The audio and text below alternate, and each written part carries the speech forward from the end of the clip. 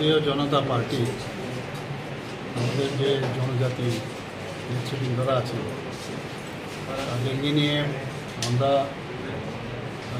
সময় সময় আমরা চিন্তন বৈঠক করি।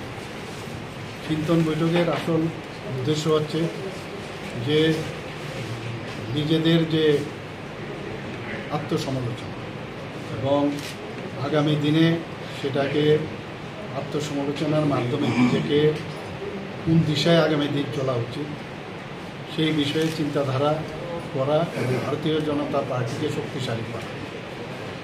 আমরা সবাই জানি যে বিশ্বের সর্ববৃহৎ পার্টি হচ্ছে ভারতীয় জনতা পার্টি। ভারতবর্ষে তো বটে, এত সংখ্যক মেম্বার এখন পর্যন্ত ভারতবর্ষে আর কোনো পার্টিতে দেখা যায়।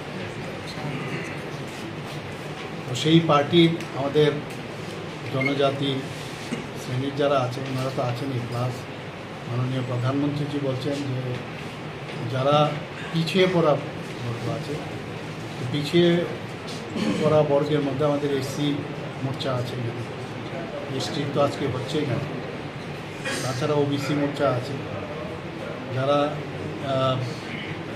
কৃষক যারা আছে কৃষকদের নিয়ে আমাদের মোর্চা আছে, এরকম বিভিন্ন মোর্চা আপনারা সবাই জানেন, মহিলা মোর্চা আছে, যুব মোর্চা আছে।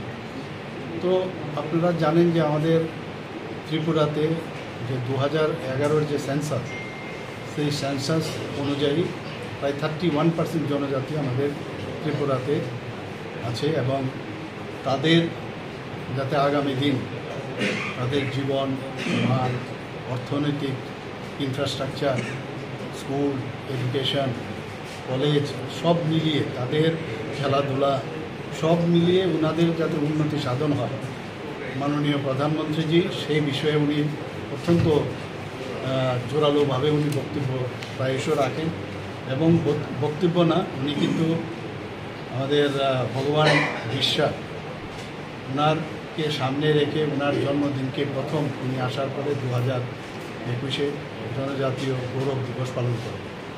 আমরাও এখানে ত্রিপুরা সরকার এবং আমাদের পার্টি সবাই মিলে আমাদের যাতে জনজাতি যারা আছেন, গোষ্ঠী আছে, আমাদের 19টা গোষ্ঠী আগে ছিল, এখানে আরেকটা গোষ্ঠী এখন যোগ হয়েছে ডার্লং কমিউনিটি, তাছাড়া আরও অনেকগুলো আমাদের রেমিফিকেশন জনজাতি গোষ্ঠী আছে।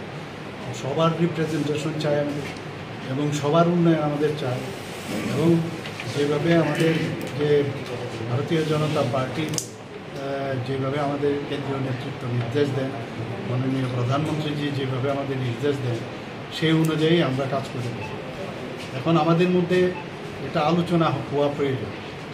আজকের এই বৈঠকে আমাদের আলোচনা হবে আমাদের মাননীয় প্রধানমন্ত্রী নরেন্দ্র মোদীজি জনজাতিদের জন্য কী করেছেন, পাশাপাশি দেশের জন্য কী করেছে, আবার আমাদের রাজ্য সরকার আমরা কী কী করেছি সেই বিষয়ে এখানে আলোচনা হবে।